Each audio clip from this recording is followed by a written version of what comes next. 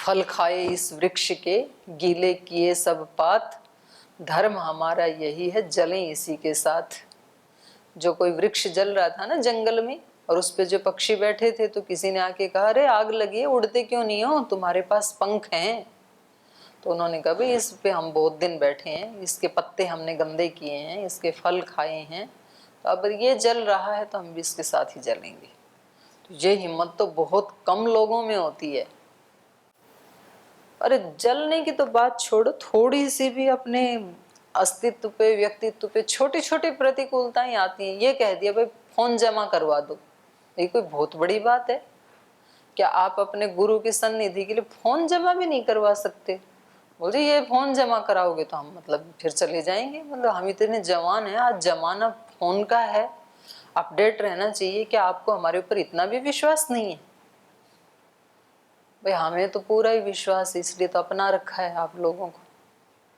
और यदि गुरु ने ये आदेश किया है तो उसके पीछे भी उनका कोई मकसद होगा, तो मान लो। तो आप तो कह रही हो कि मतलब जब आग के गोले बरसा रहे विश्वामित्र तब भी नहीं भागना चाहिए, यहाँ तो मोबाइल जमा करने के लिए भागने लगते हैं। तो नहीं तो चाहिए ही, पर वो हो तभी पाता है जब अंदर से आत्मा का विकास हो, तभी हो पाता है। परेशानियां आते विचलित तो करती हैं व्यक्ति को लगता है भाई इससे अच्छा तो फिर मेरा कितना ऊंचा जीवन था, मैं कोई यहाँ पर ऐसा कोई भिखमंगा थोड़ी ही हूँ जो ऐसी छोटी छोटी चीजों के लिए भी हमारे पर विश्वास नहीं है। तो यही तो मैंने कहा था, फिर हम स्मृति हमारी चली जाती है, उस समय हमें स्मरण नहीं रहता है कि कहाँ हम महाराज जी ने आह्वान किया था तो मर मिटने के लिए आए थे यहाँ पर। तो कि ये जीवन हमने चढ़ा दिया भारत माता के चरणों में, जैसे शहीदों ने चढ़ाया था, तो ये जीवन हमने चढ़ा दिया गुरु के चरणों में। अब वो मारें, बचाएं, अपमान करें, भूखा रखें, पेट भर के दें, कैसे भी रखें, बहुत हिम्मत की बात होती है। ये कहने में तो अच्छा लगता है, सुनने में भी अच्छा लगता है, करने में बड़ा कठिन होता है, सरल नहीं होता है। तो भाग गए वो सन्यासी, भाई जलने से बढ़िया तो अपनी जान बचाएं, जब ये आग शांत होगी तो फिर आ जाएंगे लौट करके।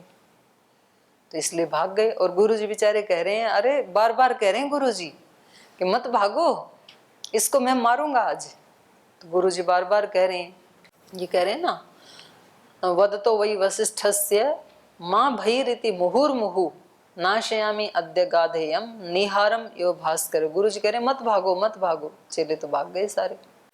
तो जिनको नहीं भागना है वो अपने व्यक्तित्व को मजबूत बनाएं। ठीक, और कोई प्रश्न है किसी का? ओम प्रणाम जी। इतिहास में या वर्तमान में ऐसे कोई महापुरुष हैं जिनका लोगों ने विरोध नहीं किया है? ना, कोई नहीं है ऐसे। तो वाद में भी नहीं है। वही सौंदर्य है उनके जीवन का, होना ही चाहिए, क्यों ना हो विरोध। अगर आप सच्चे हैं तो आपकी परीक्षा क्यों ना हो, होनी ही चाहिए। तो ये तो बात ही गलत है। मतलब वो तो फिर कायर कमजोर लोग माने जाएंगे जो यूं सोचें कि हमारे जीवन में कोई विरोध ही ना आए। तो कायरता है। जब हम सक्षम हैं तो खूब हो ना विरोध, क्यों ना हो। अग्नि में तपाया जाके ही सोना कुंदन बनता है, तो तपन आनी चाहिए जीवन में। और कोई प्रश्न? जी प्रणाम दीदी जी। इसमें जब वो विश्वामित्र जी ने उनको हरा दिया था, तो वो जब चले गए थे तो शायद उस समय ही उनको मार देते, तो फिर उनको वो तपस्या करके दोबारा नहीं आते, और फिर शायद अस्त्र शस्त्र इस तरह से नहीं करते। उस समय मार देते मतलब? जैसे सैनिकों का वध कर दिया था, तो शायद उस समय ही उनको ही मार दिए होते, तो शायद विश्वामित्र जी को भी मार दिए होते। जी हाँ, तो शायद वो फिर तपस्या करके इस तरह से करके फिर नहीं आते, और उन्होंने उनको छोड़ दिया, तो उनको ऐसा लगा कि शायद ये नहीं मार सकते हमको, इसलिए फिर से इस तो तरह मारना से चाहते नहीं थे ना उनको, इतने बड़े राजा हैं, मारना नहीं चाहते हैं वो, उनको सुधारना चाहते हैं।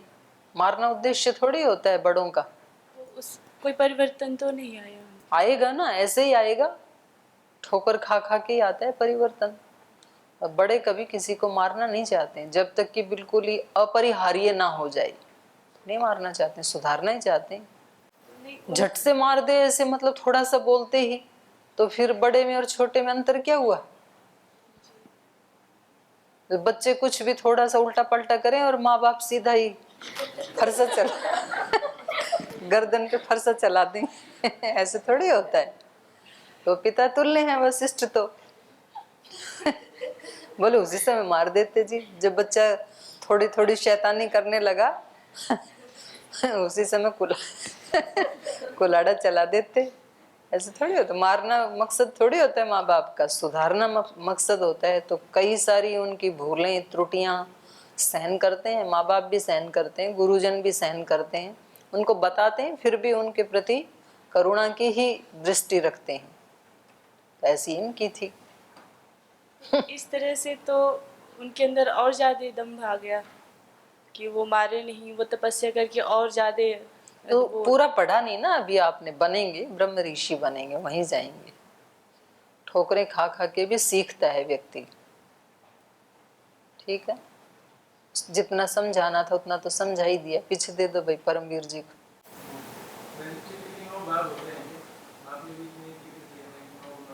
मन का ऐसा साइंस ने माना ना, एक तो कॉन्शियस माइंड है, ये तो थर्ड है, और सब कॉन्शियस माइंड इससे 9 गुना ज्यादा बड़ा है।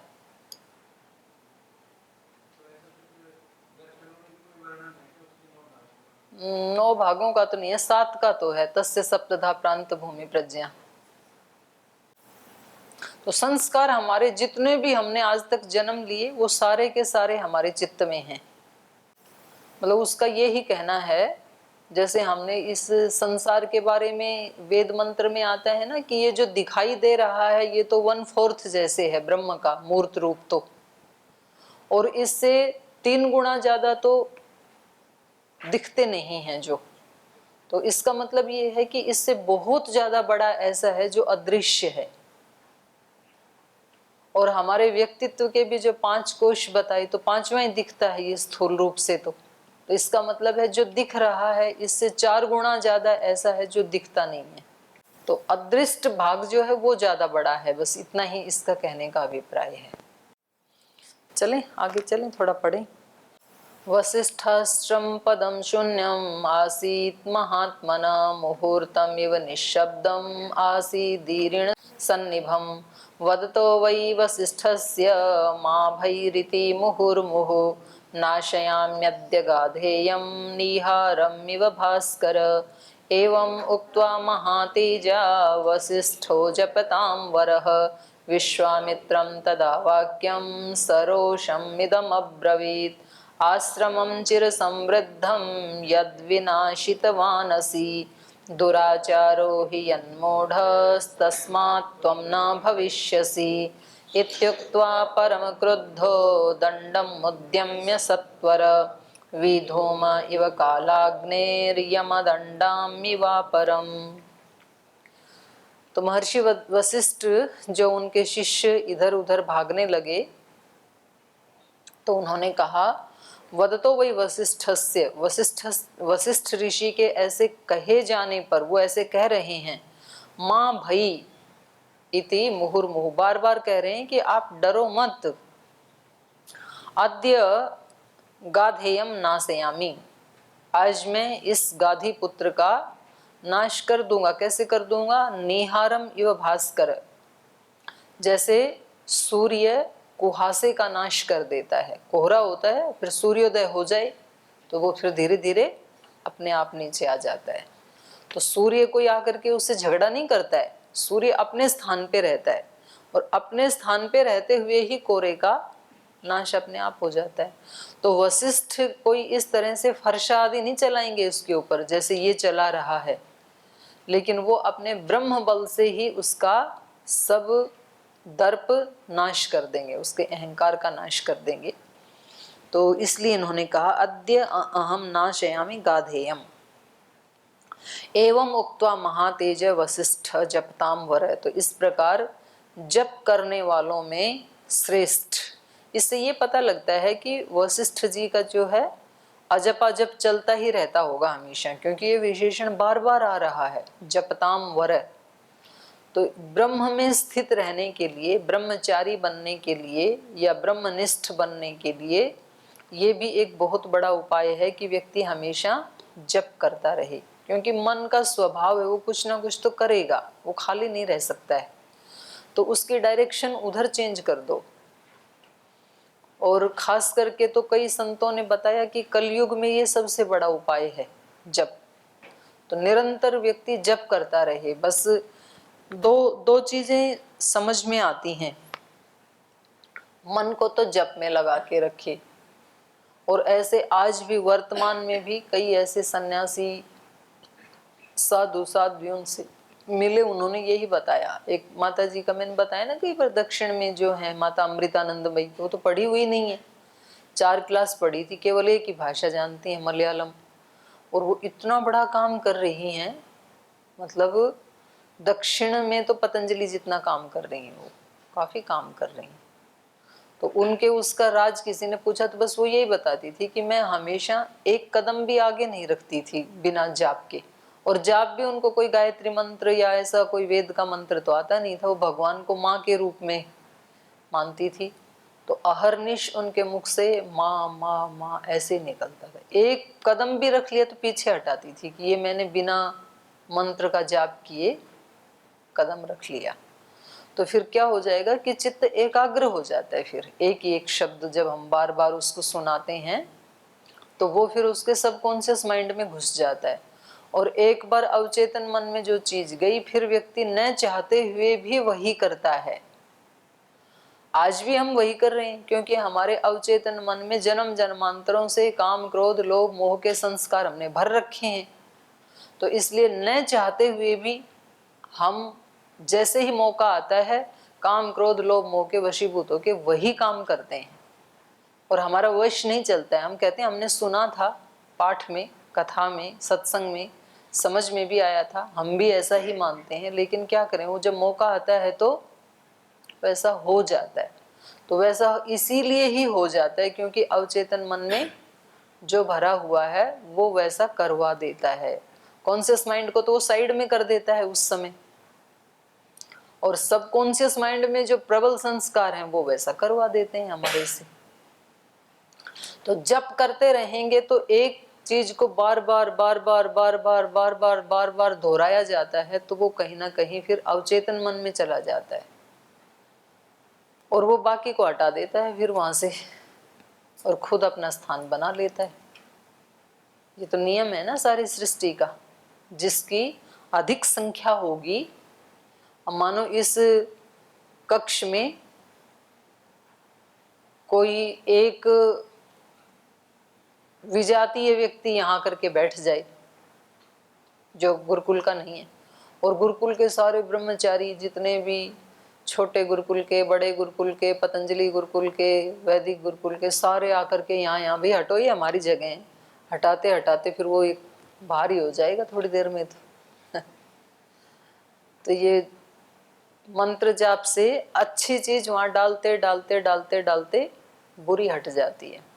तो इनके लिए एक विशेषण ये बार बार आता है, जपताम वर, जप करने वालों में श्रेष्ठ।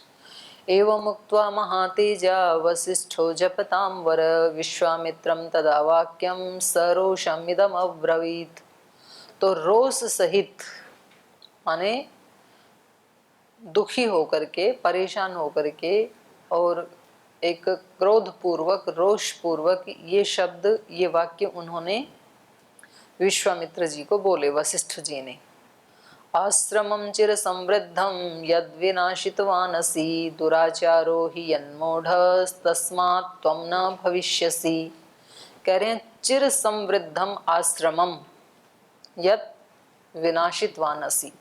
आपने इतने लंबे समय से, चिरकाल से जो आश्रम समृद्ध था, अच्छी वृद्धि की तरफ जो बढ़ रहा था, इतने यहाँ साधक थे, सन्यासी थे, ब्रह्मचारी थे, पशु पक्षी थे, हिरण आदि यहाँ पर वो पशु थे, प्राणी थे, और इतना सुंदर जो आश्रम था उसको विनाशित वानसी, तुमने नाश कर दिया, उजाड़ दिया तुमने। इतने वर्षों से जो चिर समृद्ध आश्रम था उसको विनाशित वानसी। दुराचारो ही यन्मूढ़, ये क्या है? ये आपका दुराचार है। हे मूढ़, मूर्ख उनको कठोर संबोधन कर रहे हैं। यन मूढ़ः दुराचारो ही, क्योंकि ये आपने दुराचार किया है। दुराचार का मतलब क्या होता है? जो आचरण नहीं करना चाहिए वो आचरण करना, वही दुराचार है। सुआचार, दुराचार। तो दुर कहते हैं बुरे को, सु कहते हैं अच्छे को।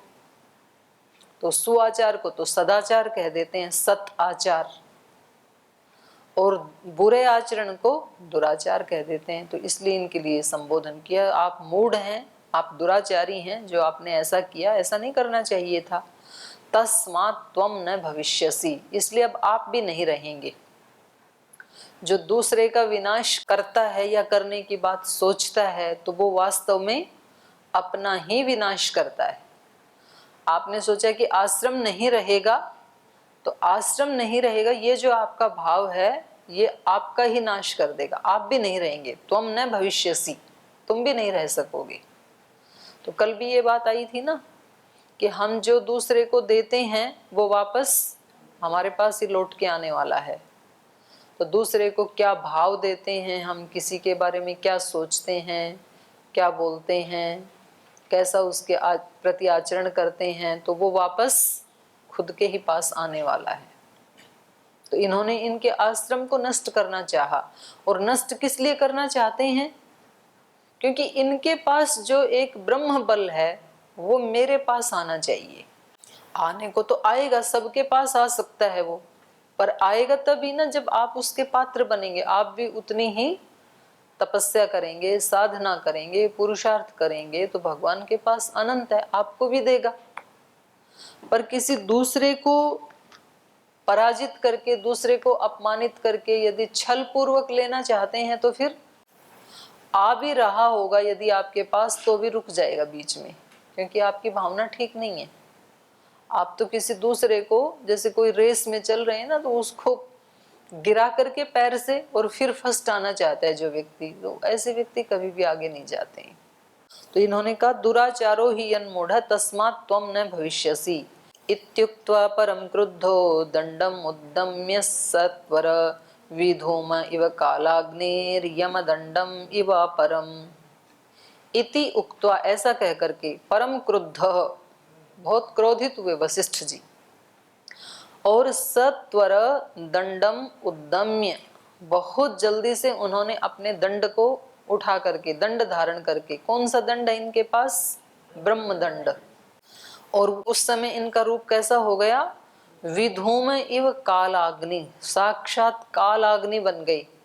और जो कालाग्नि उसमें धूम नहीं होता, बहुत चमचमाती हुई होती है कालाग्नि। जहां जिस अग्नि में धुआं है तो इसका मतलब वो पूरी प्रज्वलित नहीं हुई, और जब पूर्ण प्रज्वलित हो जाती है तो धूम रहित हो जाती है। तो काल की अग्नि जो है वो पूर्ण प्रज्वलित होती है। तो इसलिए का विधूम इव कालाग्नि यम दंडम इव, और इनका दंड कैसा है? यम दंड के समान। तो ऐसे सुना है ना आपने कि यम एक रस्सी लाता है और एक दंडा लेके आता है साथ में। तो रस्सी से तो बांधता है और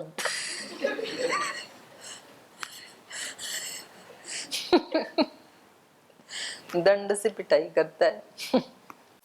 तो ये इनका दंड कैसा है? यम दंडम इव अपरम, मानो दूसरा यम का ही दंड हो। तो ये पूरा हो गया पंचाश सर्ग।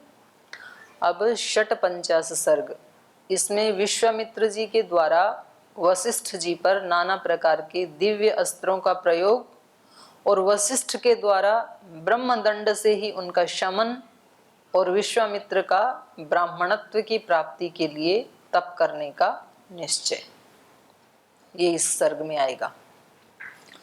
एवं मुक्तो वसिष्ठेन विश्वामित्रो महाबलः आग्नेयमस्त्रमुद्दिश्य तिष्ठ तिष्ठति ब्रह्मदंडम समुद्यम्य कालदंडम इवापरम वसिष्ठो भगवान क्रोधाद इदम वचनम अब्रवीत। एवं उक्त वशिष्ठेन, वशिष्ठ के द्वारा ऐसे कहे जाने पर, महाबल विश्वामित्र, इन्होंने क्या कहा? परम क्रुद्ध होकर के कि आपने बहुत गलत काम किया है, आपने दुराचार किया है, तो अब आप भी नहीं बचेंगे, और इन्होंने अपना ब्रह्मदंड उठा लिया।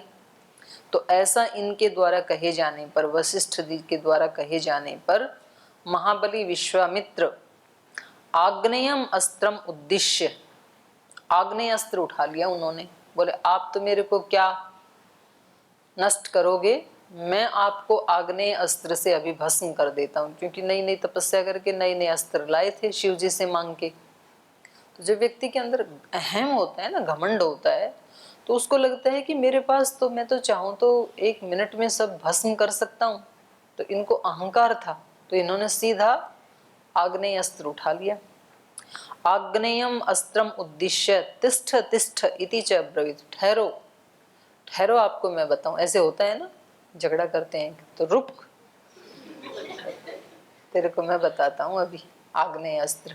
तो आग्नेय अस्त्र हाथ में लेकर के तिष्ठ तिष्ठ इति च अब्रवीत, ब्रह्मदंडम समुद्यम्य कालदंडम इव परम वशिष्ठ भगवान क्रोधात इदम वचनम अब्रवीत। जब इन्होंने ऐसे कहा कि ठहरो, अभी आग्नेय अस्त्र से आपको भस्म कर देता हूं, तो उन्होंने भी, वशिष्ठ जी ने भी बदले में अपना ब्रह्मदंड उठा लिया। और वो ब्रह्मदंड कैसा है, कालदंडम इव अपरम, मानो साक्षात दूसरा कालदंड ही हो, यमराज का दंड ही हो। और उन्होंने भी क्रोध से ये वचन कहे, वशिष्ठो भगवान क्रोधात इदम वचनम अब्रवीत, उन्होंने भी क्रोध पूर्वक ये वचन कहे, क्षत्रबंधो स्थितोस्मि एष यद्बलं तद्विदर्शय नाशयाम्यद्य ते दर्पम शस्त्रस्य तव गाधिज। तो उन्होंने कहा क्षत्रबंधो स्थितो अस्मि एष, क्षत्रिय बंधु, ये कह रही थी मैं, कल मैं यही देख रही थी, जैसे वहां आता है ना ब्रह्म बंधु, तो यहाँ पर है क्षत्र बंधु, और क्षत्र बंधु का संबोधन में बन गया क्षत्र बंधो। कैसा बंधु, माने क्षत्रिय बल नहीं है, कोई क्षत्रिय ही बंधु है जिसका। तो इनको क्या कहना चाह रहे हैं, आप क्षत्रियों में अधम हैं। ब्रह्म बंधु मतलब ब्रह्म को जानने वालों में जो अधम है, अधम ब्राह्मण, उसको कहेंगे ब्रह्म बंधु, और संबोधन में ब्रह्म बंधो। ऐसे ही यहाँ पर आ गया क्षत्र बंधो, क्षत्रियों में अधम। क्योंकि वास्तविक क्षात्र धर्म क्या है, किसी क्षत्रिय के साथ युद्ध करे। ब्राह्मण के ऊपर, किसी सन्यासी योगी के ऊपर अस्त्र शस्त्र चलाना, ये तो बहुत अधमता है, नीचता है ये तो। क्योंकि वो तो क्या है, न मारने योग्य होते हैं। ब्राह्मण, गो और महिलाएं, रोगी और ऋषि, गुरु, ये सब क्या होते हैं, न हिंसा करने योग्य होते हैं। प्रतिकूल परिस्थिति आने पर भी कभी इनके ऊपर प्रहार नहीं करना चाहिए, ये तो बहुत बड़ी नीचता होती है। तो और ये कर रहे हैं ये काम विश्वामित्र जी, इतने बड़े ऋषि के ऊपर प्रहार कर रहे हैं। तो इसलिए क्या है, ये क्षत्रियों में अधम। आपको अपना क्षत्रियत्व यदि कहीं दिखाना है तो किसी राजा के साथ युद्ध करो, किसी क्षत्रिय के साथ लड़ो, ये लड़ने की जगह थोड़ी है।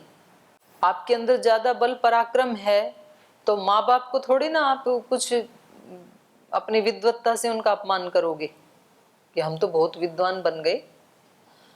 अब मानो कोई पुराने जमाने के माता पिता हैं, उनको कंप्यूटर चलाना नहीं आता है, उनको मोबाइल चलाना नहीं आता है, और कोई आजकल का नया पढ़ा लिखा नौजवान अपने माँ बाप का अपमान करने लगे, तो ये क्या कहा जाएगा उसको, ये उसकी अधमता है।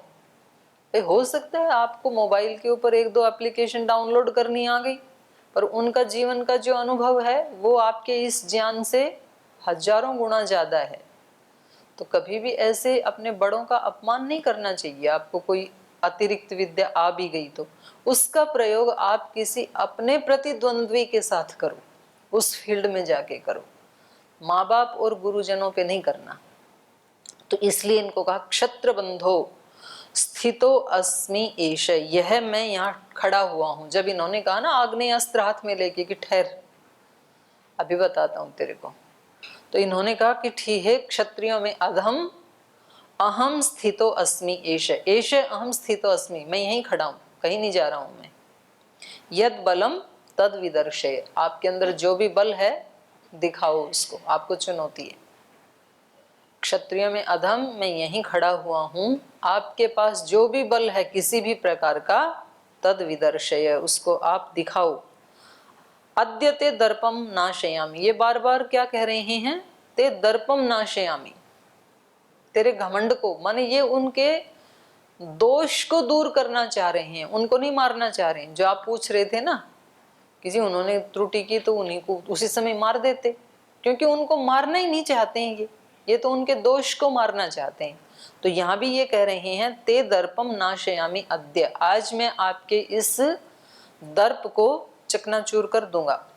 शस्त्रस्य तव गाधीजय, और जिन शस्त्रों का आपको बहुत घमंड हो गया है, जो नए नए लाए हो मांग करके, उनको भी आज मैं नष्ट कर दूंगा। तो मैं तो यहीं स्थित हूं, आप अपना पूरा चाव निकाल लो, आपको जो करना है वो आप कर ही लो। तो ऐसा उन्होंने उनको आमंत्रित किया। तो शेष कल पढ़ेंगे, आज यहीं विराम लेते हैं।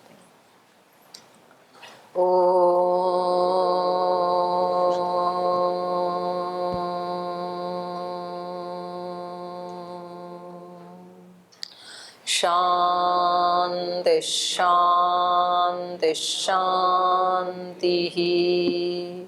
श्री गुरुभ्यो नमः।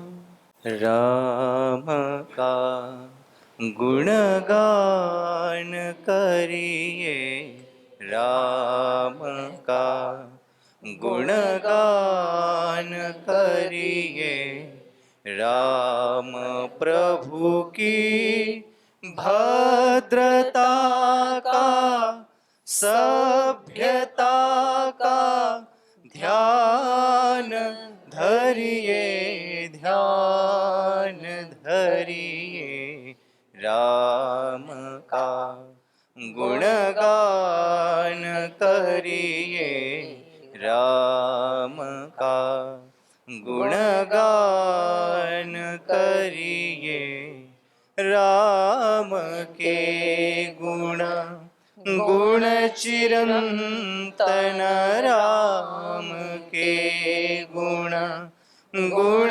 चिरंतन, राम गुण सुमिरण रतन धन, राम गुण सुमिरण रतन धन, मनुजता को कर विभूषित, मनुज को धनवान करिए, ध्यान धरिए, राम का गुणगान करिए, राम का गुणगान करिए, राम का गुणगान करिए, राम।